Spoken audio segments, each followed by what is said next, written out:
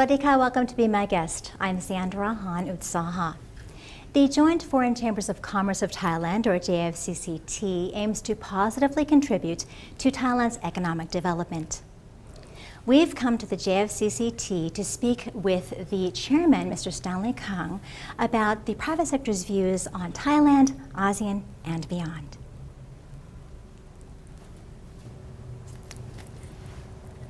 Swadika, Kun Stanley. Thank you so much for joining us again. We've spoken to you many times, but for the benefit of our viewers who don't know about the Joint Foreign Chambers of Commerce of Thailand, or the JFCCT, can you tell us a bit about it and what the main aims are? Okay, we are the umbrella organization for all the foreign chamber of commerce together. Right, so basically, Thailand is a very beautiful country. So there's a lot of international relationship, political relationships with many countries. At the same time, that we have a lot of embassy and representative office here, and plus many foreign chamber of commerce. So around 42 years ago, we have this organization. So basically, our job is promoting the investment and trade in Thailand, and mostly we are doing all the policy paper to discuss with the Thai government and Thai private sector to see how can we work together to ensure that the investment environment and the trade environment in Thailand, both inbound and outbound, can be in a better condition. Okay, great. So can you tell us now about the private sector's take on Thailand in the eyes of investors right now? Because the Federation of Thai Capital Market Organizations, or FEDCO, says that despite recent foreign capital outflow, that the investor confidence index is still at 91.66. So that means that the private sector is confident in Thailand. Is that correct? I think for the foreign investment have quite good confidence for investment in Thailand. Because in the last 4 years, political side we are quite stable, and our GDP have been recovery very fast. And to see the first quarter, our performance GDP about 4 point something, right? So it's getting better and better, and especially because with the regional economic growth, with the ASEAN itself, and plus with all the asset and the regional trade here. And it's the shining star here, so I think Thailand has played an important role. So most of the foreign investment are really take a point and look at Thailand. How will Thailand's government and the private sector driven the local economy to grow? And what exactly is it that makes investors so confident in Thailand? Is it the government spending, the steady tourism? Basically, tourism is one thing to attract a lot of investor to be here. You know, last year we almost had about 35 million people to visit this country. So to see, to believe. So more people to come here to take a look at this country. When they go back, they can and tell their people back at home that how beautiful and how good is Thailand. So this is one of the things that attract a lot of foreign investors to come in. And not the end, another part is that, of course, with the Chinese policy for the One Belt One Road, linking with ASEAN, and especially with the ASEP's community there, and there's a lot of free trade agreement comes up here, and then these kind of things are all driven the investor to take especially look on this region, and especially Thailand. We are the hub between Europe and Asia, and also we are become the center of the ASEAN to link it up with one of the big economic like Chinese market there. At the same time that the largest investor in Thailand are the Japanese. So we can see like in Thailand it's very balanced. Everybody's are here. So the government is spending trying to improve the infrastructure in the country. We see interconnectivity with the BTS, the SkyTrain, the subway, and also the ports. They're trying to improve this. Do you see anything else that the government should focus their spending on to improve foreign investor confidence? I think in the past we sell several times already. Say a lot of infrastructure investment we had to depend on the government, because the private sector cannot do it by ourselves. Even the current government, they are pushing a lot of projects on the PPP. It's good to see, even though we haven't seen much PPP case there. But example like BDS is one of the case of PPP. And then we can see that in the last 4 years, a lot of expansion on our BTS, and I mean our metro communication are getting better.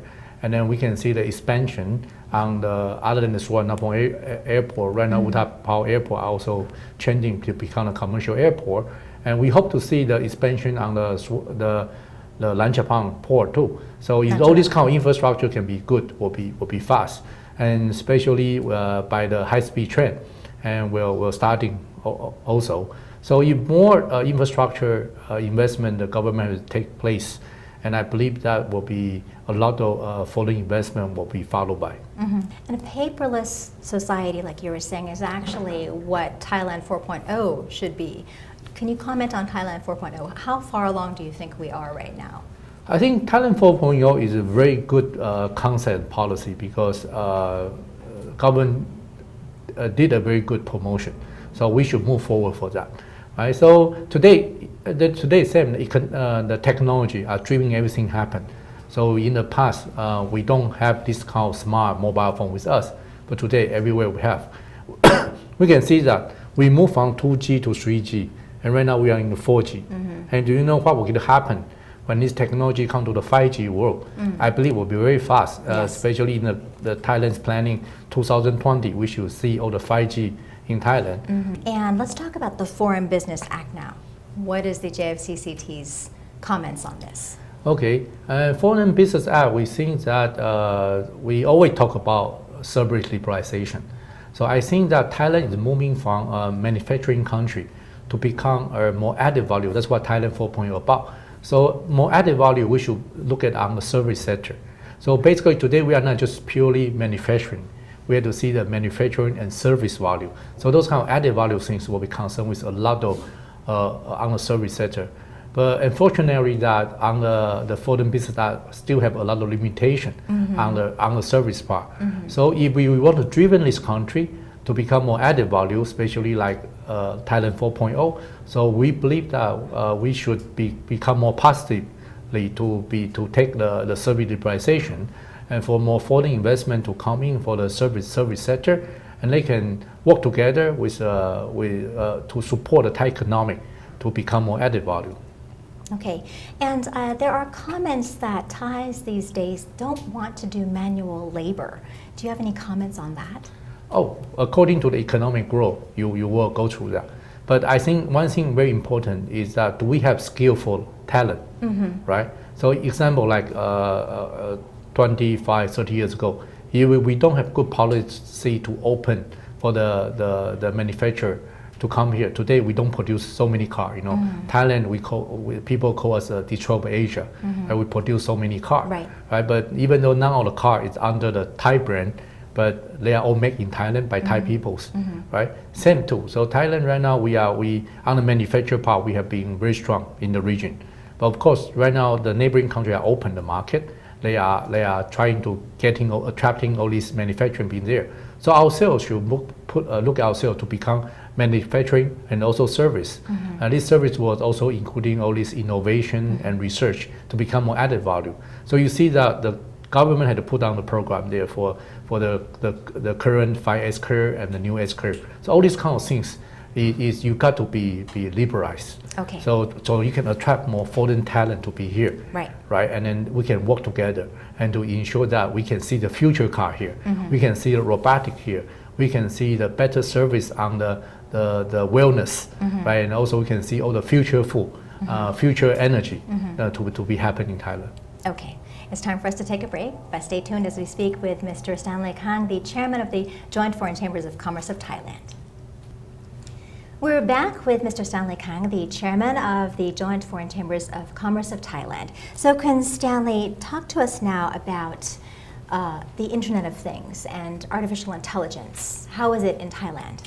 I think we are moving forward for that. The current government under the Prime Minister General Bayu Chai give you very clear information, but a lot of people haven't catch it yet. Like before, right now, like Dr. Piche is looking after the Ministry of Digital Economic and Society. They become society. Yes. Why? Because it's in your life.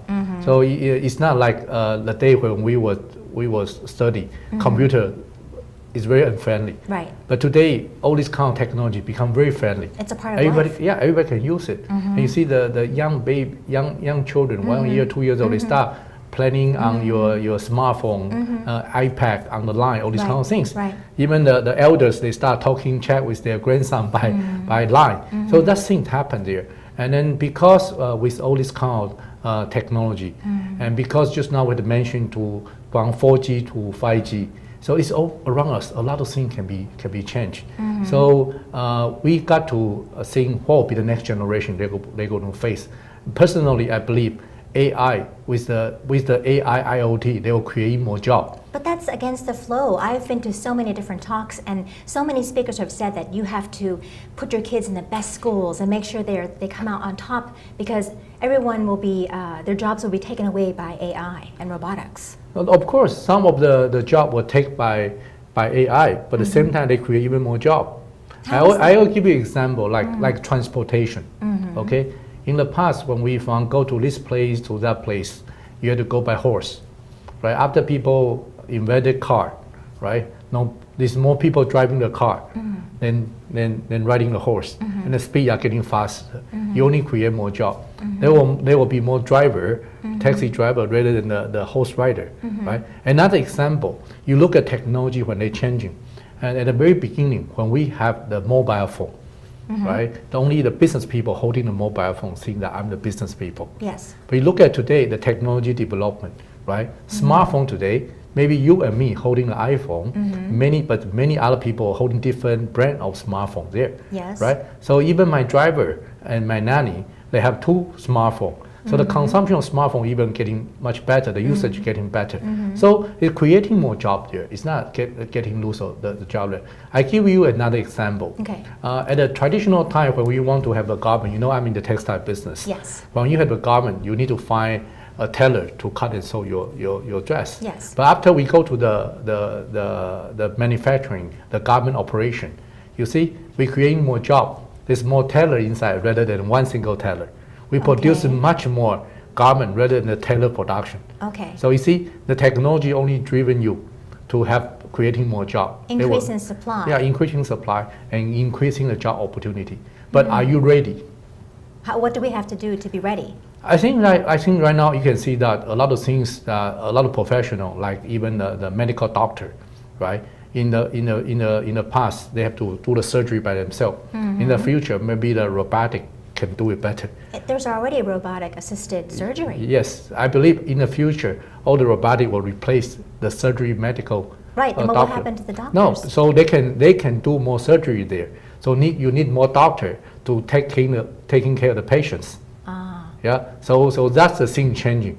Right. So You will in the future you will no more do this kind of surgery. So But doctors will have more time for their patients. yeah, they have to take care of the patient. So like And- at Chulalongkorn Hospital, we won't see the long lines because there are more doctors available. Yes, and when they go to automation process procedure, the speed will get fast. You need even more doctor to take care of all these patients.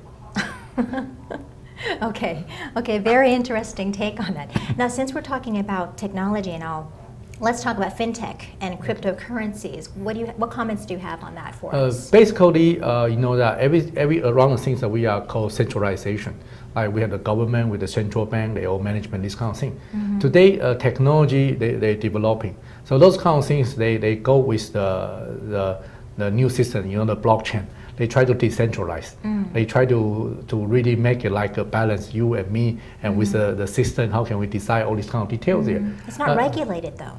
Yes, it's not regulated. But in a way, they believe that somehow in the system, they will be regulated by itself. So that's why a lot of people jump into that and try to study that. In fact, it's not something new, you know. Even like Bitcoin, it's not happening today. It's since I think 2007, it's already there. So you look at today, there's already have around almost 11 years. So things go very fast because the technology, right? With the blockchain and these ICO or what kind of come out, I cannot give you a real definition answer because it's a new technology. It's a very basic technology. Example like the blockchain, which is a very basic technology, just like the internet, right? But today it's a lot of usage on the internet. So with the blockchain technology, will also occur a lot of different application on that. But which one will be stay long and more people will use it? We have to follow it up and take a look on it.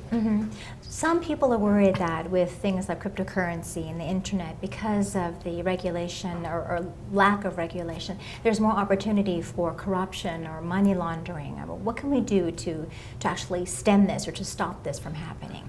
I think even though that they don't have standardization, but in the future, I believe when they develop to a certain size of the market size, they will have their own standard coming up. And a lot of corruption or all those kind of things that you had mentioned, I believe that because people don't know, right? So people don't know, and if you don't go to study and make it clear and just jump into it, then you will go into the track. So I always told people that don't touch the things that you don't know, but you have to try to know things much more. So in the future, you know how to really face in your life. Now, the World Bank's Ease of Doing Business report has put Thailand up from 46th place to 26th place in the year 2017. So that means that Thailand is among the top 3 investment destinations in ASEAN. Do you think that AI or IoT will help Thailand in this regard?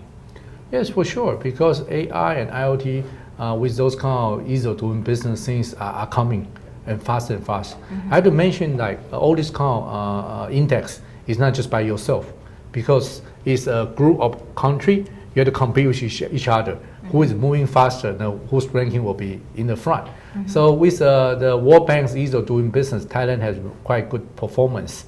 Means that the government efficiency and also a lot of regulation and try to deregulate it. And because that in the last 4 years we talk about reform of the government, reform of the public sector, they are doing a lot of things there, right? But it's a long way to go. So I don't think we're just by the next 4 years. We have to see it also in the future, right? And right now, if Thailand don't do good deregulation, because right now I know the government and private sector, we are pushing on a project we call guillotine project. We are trying to deregulate and a lot of regulation in the government, in the law. If we can really do this kind of deregulation, I think that will be more easy to see the e-government standard comes up. And then with this kind of thing, we can see the competitiveness of Thailand to getting up more and more. It looks like the private sector is working closely with the Thai government to make things happen. Is that right? Yes, as long as we can have a good communication, because the Prime Minister always say that the nations belong to everybody. We got to work together for the benefit of the country. Okay, we have many more questions to ask you, but it's time for another break, so stay tuned for more right here from Be My Guest. Welcome back to the program. We're still here with Mr. Stanley Kang, the chairman of the Joint Foreign Chambers of Commerce of Thailand. So, Kun Stanley, you recently attended the ACMEX CEO Forum in June. Can you tell us about the event and the key outcomes? I think that it's very important because as the neighboring country, how Thailand can go with the CEO MVT to become strong partnership. Because AMEC, I think this is the 8 years, right? So Thailand had to play a very important role. So this year's AMEC forum was in Bangkok, and I think that Prime Minister do say that stronger together and together stronger. He will not leave anyone behind. So I think it's a very good concept that we should be very friendly with the neighboring country to find out what will be the common interest. Example, like Thailand is a big tourism country. So when we attract so many foreigners to come to Thailand and for tourism, should not just be in Thailand. So they should sharing the benefit with the neighboring country. And also you can see that as a One Belt One Road, the high-speed train from China, where all the way open from Kunming to Laos and all the way past to Thailand. So all this kind of connectivity is very important. And then not just the all the way up, down, northeast, and also with the southwest corridor. So all this northeast corridor. So all this can be passed. The connectivity can be here. All this the region economic and trade can be moving up. The most important, I can see that this region has the most productivity and best cost, because you look at China have been changing a lot in the last 20, 30 years. And so their average GDP per head is already go up to 8,000 something. In this region, so far, right now, are still only 4,000 something. And with this 4,000 something, you took it out, Thailand's 5,000 something. And so it means that with our neighboring country, the average GDP is only about 2,000 something. So where are you going to find so cheap GDP in the region? So this can see that the growth will be double and triple in the next 5 to 10 to 20 years. Okay, so the ACMEX or the IOD Chao Phraya Mekong Economic Cooperation Strategy, this political, economic, and cultural organization among Thailand, Laos, Vietnam, Cambodia, and Myanmar, why is there a CEO forum? What's the purpose of the forum? I think the forum is very important. A lot of things that the government, all these 5 country government have the policy, but a lot of economic things have been driven by the private sector. So we can, during this kind of forum, we can very clear to see what will be the government policy and all the leaders, what they want. And most important things, the private sector got to stand in front to driven for all these benefits here. So how can we work together to ensure the people in this area have a better life? That's why that's the important thing, I think, for them. Okay, and how do you see ASEAN at the moment? How does the private sector in Thailand see ASEAN, and where does Thailand stand in ASEAN right now? I think ASEAN, you see, just now we talk about COMVT, and that's already including 5 countries with ASEAN. And another 5 will be Malaysia, Indonesia, Singapore, Brunei, and Philippines. Right, so this big market, and then with ASEAN together as a population and GDP growth and economic future, I think it's all very brilliant, right? And then you can see that these days, the big economic region, like America with the North America, and plus with China, Japan, and Europe, they are all forming a very strong alliance.